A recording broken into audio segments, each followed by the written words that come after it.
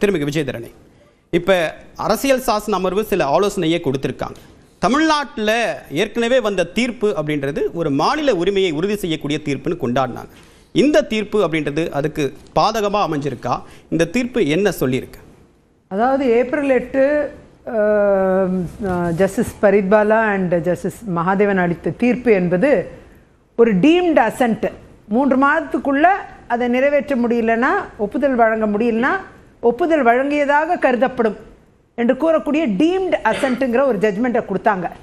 அதுதான் முழுக்க முழுக்க இந்த பவர்ஸை இன்டர்ஃபியர் பண்ணுறது. அதாவது judiciary interfering into the powers of the honourable president and the honourable governor அப்படிங்கிறது நேரடியாக வந்துடுது. அதில் இன்றைக்கி அதுக்கு நேர் எதிர்மறையான ஒரு தீர்ப்பு இல்லை ஒப்பீனியன் ஆலோசனை இன்றைக்கு ஜனாதிபதி அவர்களுடைய கேள்வி என்ற அடிப்படையில் அதுக்கு பதிலாக சொல்லும் பொழுது நேராக அந்த ஜட்ஜ்மெண்ட்டை அப்படியே ரிவர்ஸ் பண்ணிட்டாங்க. இன்றைக்கி அது கிடையாதுன்ட்டாங்க. டைம் லைனும் ஃபிக்ஸ் பண்ணக்கூடாது, அந்த 3 மாதம் டைம் லைன் ஃபிக்ஸ் பண்ணதும் தப்பு.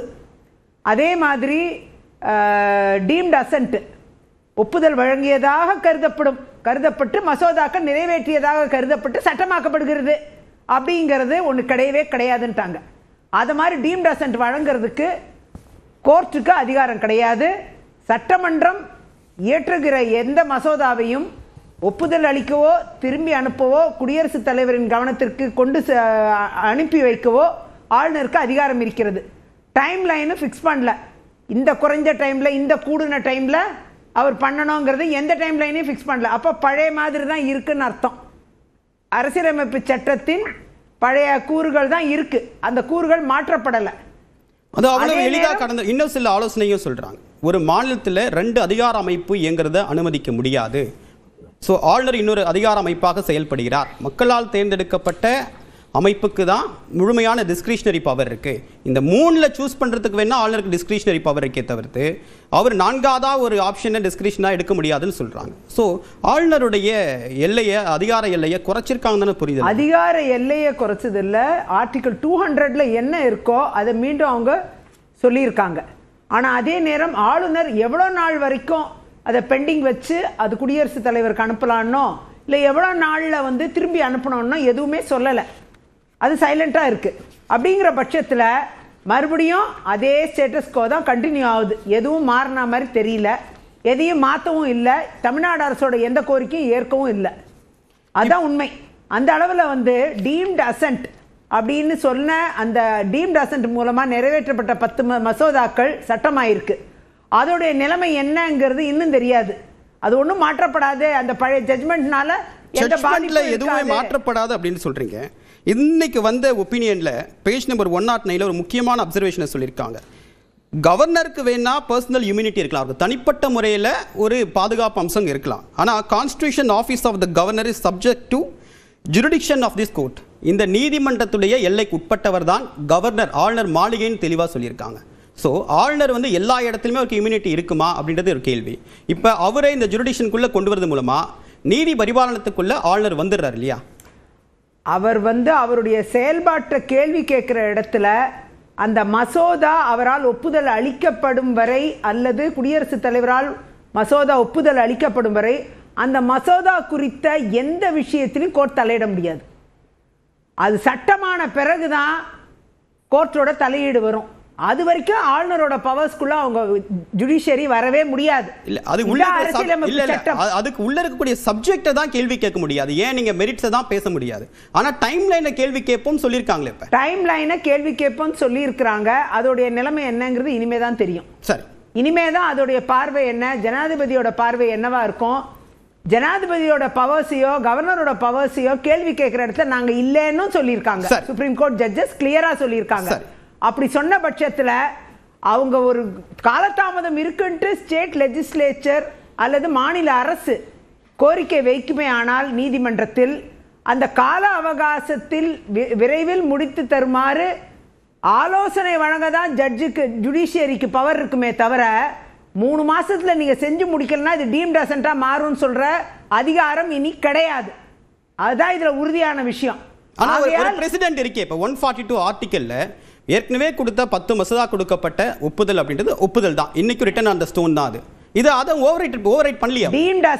டீம்ட் அசென்ட் அந்த விஷயத்துல இந்த ஒப்பீனியன் படி அந்த டீம்ட் அசென்ட் கொடுத்தது ரைட்டா தப்பான்னு இனிமே சேலஞ்சுக்கு வரும். சரி இனிமே வரும். அது சரி, அந்த சேலஞ்ச் வரும்போது ஆட்டோமேட்டிக்கா டீம்ட் அசென்ட் இவங்க கொடுத்த ஒப்பீனியன் படி ரெட்ரோஸ்பெக்டிவ் எஃபெக்ட் எடுக்குமா எடுக்காதா அப்படிங்கிற கேள்வி வரும். அப்ப அதுக்கு ரெட்ரோஸ்பெக்டிவ் எஃபெக்ட் இல்லைங்கிறது வந்துருச்சுன்னா ஆட்டோமேட்டிக்கா இந்த டீம்ட் அசென்ட் காலி ஆயிடும். மசோதாக்கள் நிறைவேறந்து மறுபடியும் மசோதாக்கள் பரிசீலனைக்கு வர வேண்டிய கட்டாயம் வரும். இதான் நடக்கும். சரி, சுருக்கமா. அதாவது கண்டிப்பாக ரெட்ரோஸ்பெக்டிவ் எஃபெக்ட் எந்த சட்டத்துக்கும் கிடையாது, சட்டத்துக்கே கிடையாது, தீர்ப்புக்கே கிடையாது, எனவே ஆலோசனைக்கு கிடையாது. எனவே அந்த டீம்டு அசென்ட் அப்படிங்கிறது டீம்டு அசென்ட் தான், once for all historical judgment. Thiru Ravikumar, இப்ப ஏப்ரல் ஜட்ஜ்மென்ட் அப்படின்றது ஒரு ஷார்ட் லிவ்டா மாநில உரிமையை உறுதி செய்த தீர்ப்பு அப்படின்றது இந்த ஆலோசனை மூலமாக தவிடுபொடி ஆயிடுச்சா? அது மாதிரி சொல்ல முடியாது. இந்த ஆலோசனையில் பேரா 13, 16, 17 இதில் வந்து தெளிவாக சொல்லப்பட்டிருக்கு.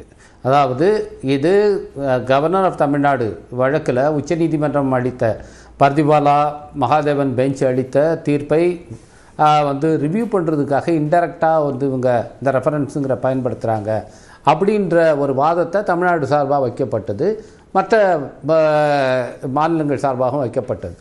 ஆனால் அதை வந்து நீதிமன்றம் என்ன சொல்லிடுச்சுன்னா, இது வந்து செட்டில்டு ஒரு லா. அது மாதிரி ஒரு தீர்ப்பை ரிவ்யூ செய்வதற்கு ரெண்டே வழி தான் இருக்குது. அதை ஒன்று ரிவ்யூ பெட்டிஷன் போடணும், இல்லைன்னா க்யூரேட்டிவ் பெட்டிஷன் மூலமாக வரணும். வேறு எந்த வழியிலையும் அதை ஓப்பன் பண்ண முடியாது, டிஸ்க்ளோஸ் பண்ண முடியாது என்று அது செட்டில்டு லா என்றது சொல்லிடுச்சு. அது மட்டுமல்ல, அதுலேயே வந்து நம்ம இம்ரானுல்லா அவர்கள் சொன்னது போல் ஏற்கனவே அவர் வந்து சாலிசிட்டர் ஜெனரலும் நம்ம அட்வொகேட் ஜெனரல் அவங்க 2 பேரும் அட்டர்னி ஜெனரலும் கொடுத்துருக்கிற அந்த அண்டர்டேக்கிங், நாங்கள் இதை வந்து இன்டெரக்டாக ஓப்பன் பண்ண அதுக்காக நாங்கள் இதை வரல அப்படிங்கிற விளக்கத்தை நாங்கள் எடுத்துக்கிறோம் என்று சொல்லிவிட்டு, எனவே இந்த ஒப்பீனியன் அந்த தீர்ப்பை எந்த விதத்திலும் மாற்றுவதற்கானது அல்ல என்பதை முதல்ல சொல்லிட்டாங்க. எனவே அந்த தீர்ப்பு என்பது அது இன்னும் ஒரு லார்ஜர் பெஞ்ச் மூலமாக வேறு தீர்ப்பில் அது சொல்லப்பட்டு அதுக்கப்புறம் அதையும் பயன் பண்ணுற மாதிரி வந்தால் தான் உண்டு. இப்போ ரிவ்யூ போகணுன்னா ரிவ்யூ பெட்டிஷன் வேணுன்னா இதை வச்சு ஃபைல் பண்ணலாம். ரிவ்யூ பெட்டிஷன் வந்து அதே நீதிபதிகள் முன்னாலையில் தான் வரும். அந்த ரிவ்யூ பெட்டிஷனுக்கு வந்து அதுலேயும் ஒரு சின்ன சிக்கல் இருக்குது. ரிவ்யூ பெட்டிஷன்னா அந்த ஜட்ஜ்மெண்ட்டுக்குள்ளார இருந்தால் வரணும். நீங்கள் இன்னொரு ஒப்பீனியனையோ ஒரு ஜட்ஜ்மெண்ட்டையோ வச்சுக்கிட்டு ரிவ்யூவுக்கு போக முடியாது.